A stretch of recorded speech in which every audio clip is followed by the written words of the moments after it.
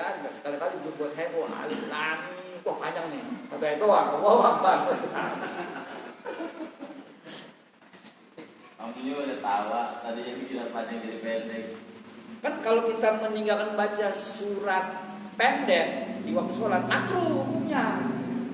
Kecuali kita sholatnya sudah hampir makruh tahrim. Kita nggak boleh kalau sunnah-sunnah yang berwajib-wajibnya aja. Walaupun amin, Allahu Akbar jadi imam. Saya sholatnya cuma makruh. Karena sunnahnya nggak diambil. Imamnya lama sujudnya. Ada kali 10 menit aja. Makruh. Bagi si imam kelamaan. Ntar aja sholat sunnah mau lama. Mau 3 jam kalian. Kadang-kadang imamnya nggak ngerti. Kan saya ngaji dengarnya kalau sujud terakhir doa yang sepanjang-panjangnya bukan jadi imam, takut imam mah. Karena orangnya kasihan nungguin kereta tuh di Duri, tinggalan itu, nggak lagi. Akhirnya nunggu udah brengsek, imam panjang banget lah. Makanya nggak boleh ya. Jadi ada sikonnya. Kayak alumni ya rumah ilatihi. Ini kadang-kadang nggak setengah-tengah ngajinya. Ada dua panjang banget tuh aja. Apa aja dimasukin, dua ke WC dimasukin. Wajar, udah kalau mau pahit aja udah, banyakan. Ya sama aja disiaput ya. Kadang ya Allah ini orang apa aja panjang. Kasihan ya, kasihan orang yang datang tahlil tadinya nggak mau datang kagak enak, karena malu tetangga diundang, belum mandi, belum makan, akhirnya gemes. Ya lama-lama udah kasih. Berpahala malah berdosa jadi.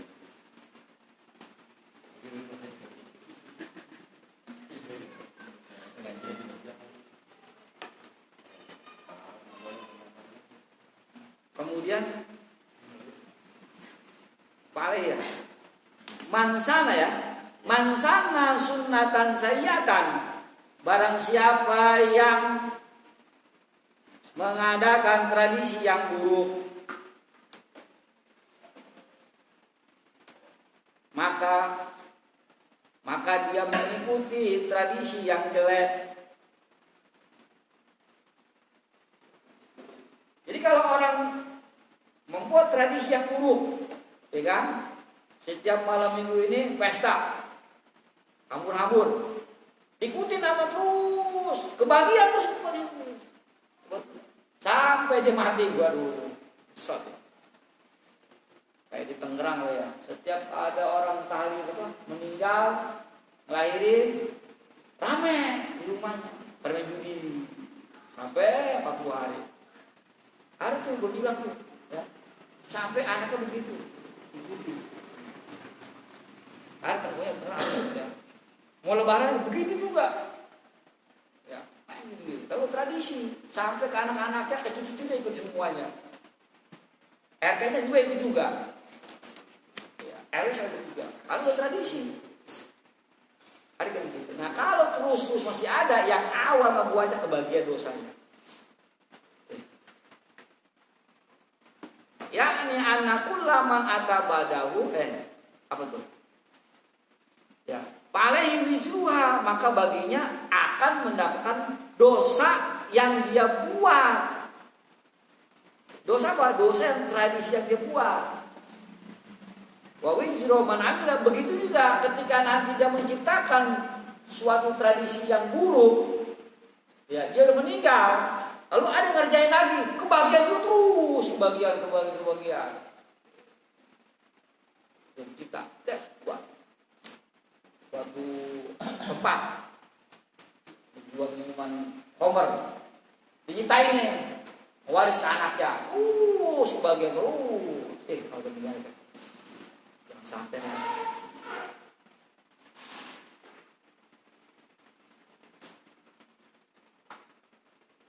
orang kayak begitu biasanya Allah kasih umur panjang, ya.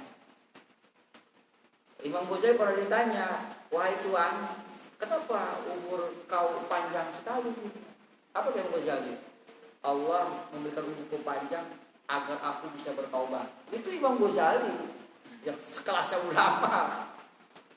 Aku dikasih umur yang panjang, berarti Allah memberikan kesempatan bagi kita bertaubat.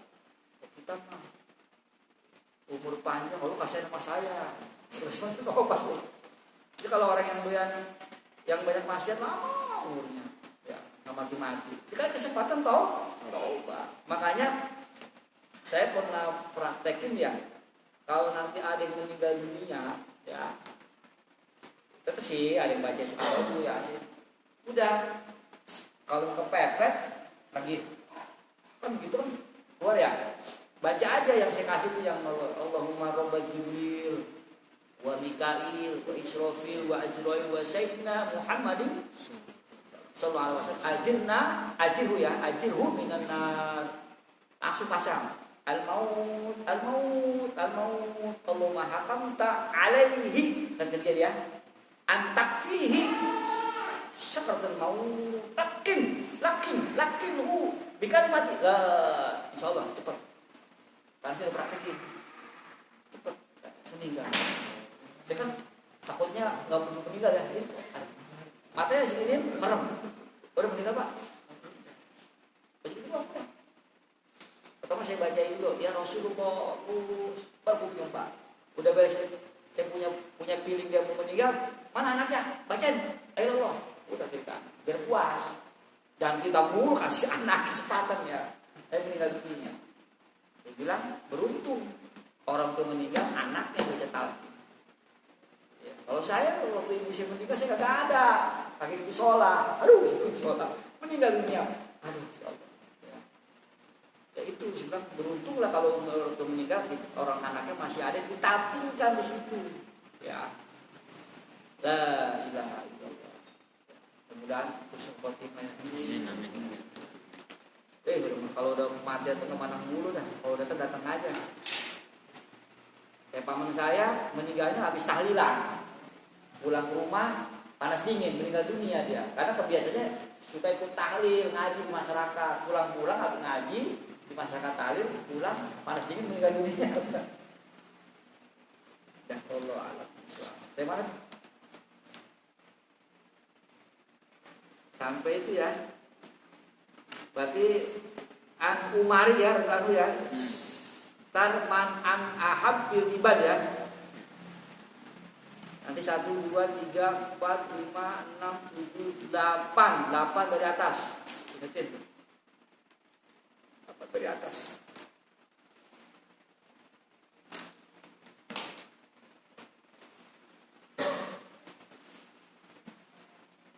Halaman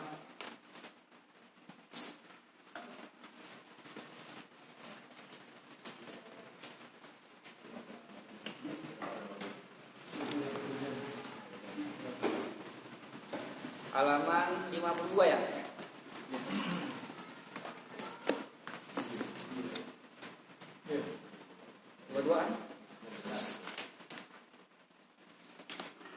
Bismillahirrahmanirrahim. Qala al-musannifu rahimahullah wa nafa'ana bi ulumi dar'amin subhanaka la ilma illa ma 'allamtana innaka antal alimul hakim. Rabbi shrah sadri amri wahlul 'uqdatam min lisani yafqahu qawli. Wa 'inda wa ba'da sholati subhin ada 1, 2, 3, 4, 5, 6 dari atas. Wa ba'da sholati subhin adaan mubniyatan anil qada'i. Ada ketemu gak? Sholati subhi ketemu gak? Sholati subhin ketemu ya. Wa ba'da sholati subhi, dan setelah sholat subuh adaan hale kang ngelakoni mubniyatan kang butuhaken. Wa ba'da dan ing dalam subuh sholat subuh adaan hale kang ngelakoni mubniyatan kang butuhaken anil qada'i saking sholat qada. Jadi kalau umpamanya setelah sholat subuh itu boleh melakukan sholat sekalipun memang tidak ada sholat setelah sholat subuh. Jadi kenapa mas sholat lagi subuh? Ya ngomong ya, anak kodok isya, ketiduran isya. Oh iya udah. maka mengqadha di waktu sholat subuh. Niatan butuh dia. Kata dia, ntar aja diisa aja. Ya kalau masih hidup, kalau mati saya mau bayarin. Nah, makanya kalau qadha itu ya begitu banget sholat. Wa inda tuli syamsi, dan ketika terbitnya matahari sawaun. Sawaun sama saja sholat dia orang. Asubha subuh. Begitu juga ketika terbitnya matahari. Terbit jam berapa sih? 6 ya? Matahari terbit jam berapa? Sekarang. Terbit bukannya ini. Terbit itu maksudnya udah muncul, udah mencorong ya. Kalau mencorong berarti waktunya duha ya, setelah isyraq gitu ya. Nah walaupun ketika kita ada tetap sholat udah bangun jam 6:30. Itu pengalaman dah ya, sangat pengalaman ya. Nah, pengalaman kita jujur aja lah. Kalau mau Allah kan gampang ya. Bikin dosa astagfirullahaladzim, ya Allah, sholat beres. Bikin orang gimana? Nggak mau. Masih sakit tuh kalau dihina. Ya kan? Tetap terus. Kalau mau orang susah. Kalau mau Allah gampang. Ya. Tapi sudah ngatain miskin sih, jadi marah gitu ya sekarang ya. Nah, makanya kalau mau orang hati-hati. Ya Allah mah ada astagfirullahaladzim, ya Allah, orang beres gitu ya. Astagfirullahaladzim, beres yang dosanya. Cukup dengan puasa Muharram, fa innahu yukaffiru sanatil madiyah. Sesungguhnya puasa Asyura akan menghancurkan, menghilangkan dosa-dosa tahun yang lalu. Enak enggak? Beres. Dalam kitab lain di anak man soma, barang siapa yang berpuasa yauma Asyura di tanggal 10 Muharram, maka annama soma, seakan-akan dia puasa dahra kullahu, setahun semua ini.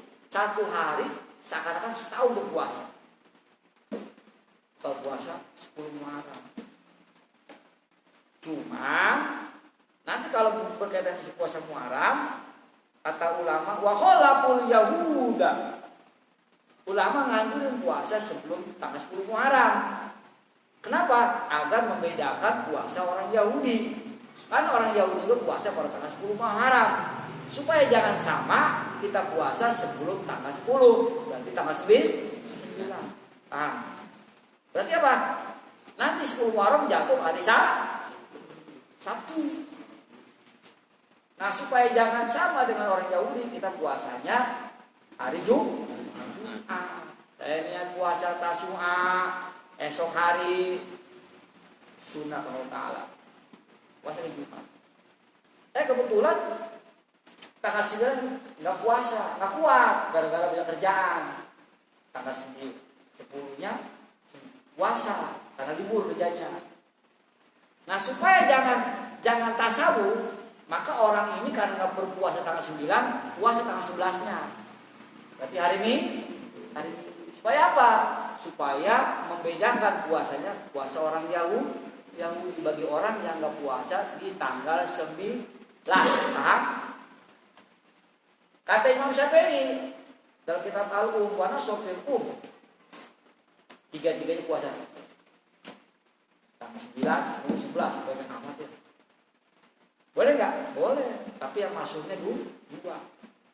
Karena ada hadisnya dalam kitab Al-Qalibin, somu Asyura, puasalah kamu di tanggal 10 Muharram. Wasumu qoblahu yauman, puasalah sebelum tanggal 10 satu hari. Wasumu ba'dahu yauman, puasalah setelah tanggal 10 satu hari. Berarti 9, 10, 11. Itu hadisnya yang berkaitan puasa 3 hari. Kalau saya 2 hari doang, saya bawa aja lah, mungkin yang masuk aja ya. Jadi kalau pikir fleksibel ya, pikir fleksibel tergantung dari kita referensi yang kita ambil dengan berkaitan hadis. Ya, ikuti pengamalannya aja.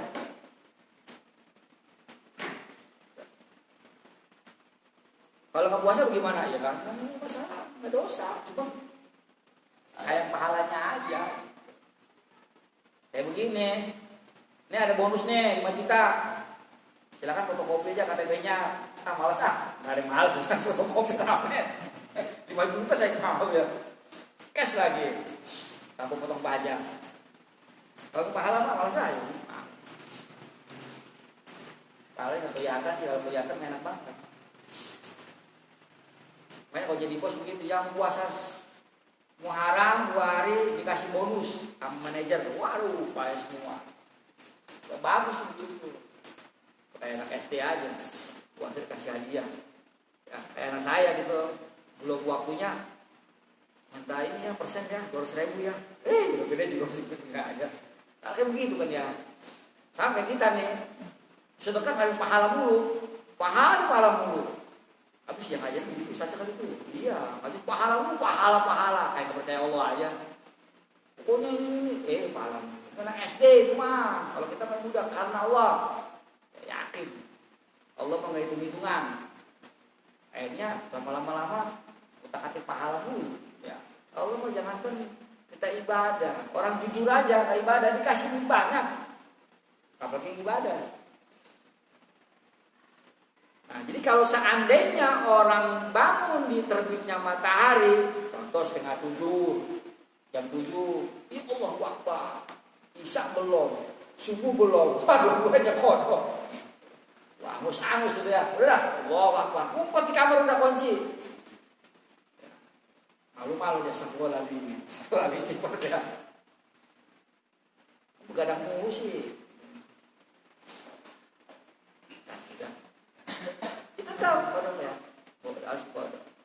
Sekalipun karomin lain, sekalipun ada bayangan setombak, ya begitu kita nancepin tombak, ada bayangan kelihatan. Ini mah jam setengah 8 nih, kira-kira aja. Kode apa? Ya. Jadi memang khawatirnya kita takut meninggal pas duhur kan repot, Isya belum, subuh belum, siapa yang mau bayarin? Ngerti anaknya? Kagak. Emang zaman sekarang ada ya orang yang peduli, ini bapak saya berapa ya utang puasanya ya, berapa ya sholatnya ya? Kagak ada kayak gitu, anak kagak ada. Yang ada nguburin tangan beres sudah. Lagi sholat hadiah boro-boro. Makanya kalau memang merasa orang tua kita anggap ya perlu pahala, ya udah anaknya aja bacain jam Jumat ke malam Jumat sholat hadiah. Udah tahu dia kerjanya nggak pernah ngaji, kerja sedekah malas, aduh udah repot kan. Ya. Kalau jenazahnya boleh-boleh digoyangin tuh kasurnya, terbangin, lempar. Nggak bisa aja ya. Memang setiap Jumat itu orang meninggal datang ke rumah kita ya. Yakifuna ala abwab buyutihim, dia nunggu berdiri di depan pintu-pintu rumah mereka, ngomong dan nangis itu. Makanya orang dulu orang Betawi ya, tahlilan, zikiran, ini kan jajanan oleh Bapak Asyum Asar paling maju pada salawat naria, zikiran ya. Mereka sama di rumah ngajarin apa tuh, ngajarin anak-anaknya SMP SMA biar dia terbiasa, ayo kira menciptakan gitu ya. Begitu kita kasih makan, udah makan kawan juga melibur, ntar dia terbayang ya, udah jangan ibaratnya kita ciptakan itu kepada regenerasi, udah mereka jangan usah kita suruh patungan, jangan, kasihan orang tua itu, kita tanggung aja paling harus 50.000 lah ya, 50.000 kita beli uang ya, beli gorengan 30.000 juga banyak ya. Kalau ini martabak telur 5.000, oh seneng banget tuh ya. Ada orang yang ikut tali begini, di saya udah ikut tali makan, ikut lagi katanya ada satenya, ini ada dagingnya, ikut lagi tali dia. Langsung anak SMA udah bilang peruncak kuat aja, ikut tali lah sampai jam 11 malam. Ya. Jadi gue nggak wajar namanya. Dia ikut karena ada makanan sate yang macam bakar.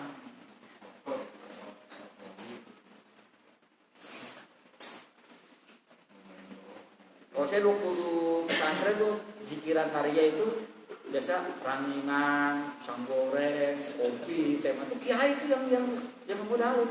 Santri kan ikut campur. Tiap minggu. Makanya kiai itu sedekahnya banyak. Udah Jumat dia nempanin kopinya, ranginannya, ya kan? Pisang gorengnya, kadang-kadang buah-buahan juga. Airnya pun ada, tinggal ngambil di dapur gratis, nggak perlu beli. Luar biasa. Ilmunya kita ambil, luar biasa. Cuma begitu meninggal beliau pengen ditanya, mulai kata banyak ya. Ya Allah, kita pahalanya apa? Makanya udah kita ngaji aja lah, ngaji, ada uang, sedekahin udah. Ya, bantu, apalagi kalau umpamanya bantu gorengannya, bantu kopinya untuk ngaji, satu pahalanya tuh. Ya, udah bukan kopi teker katanya baca Quran, kebagian pahalanya, seger tuh kopi dia dari Lampung. Nah.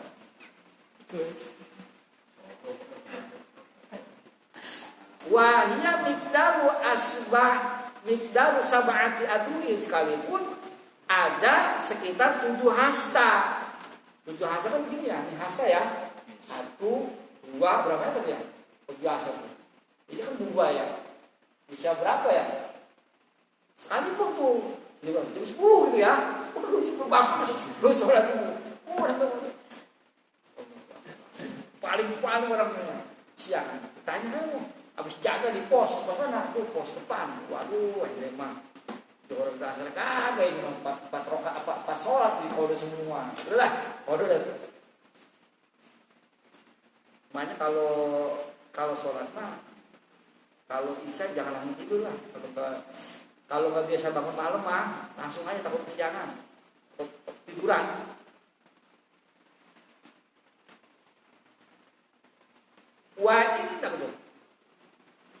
Wa pada sholatul asri. Ya, begitu juga setelah sholat asar adaan sama. Setelah sholat asar lalu dia ngelakonin sholat tadi nih, sholat qada zuhur. Ya, kalau memang tidak ada sholat setelah sholat asar. Karena dia ada punya utang sholat qada boleh, atau dia mau sholat taubat. Ya karena ada tamu minta air, kalau taubat dulu lah boleh.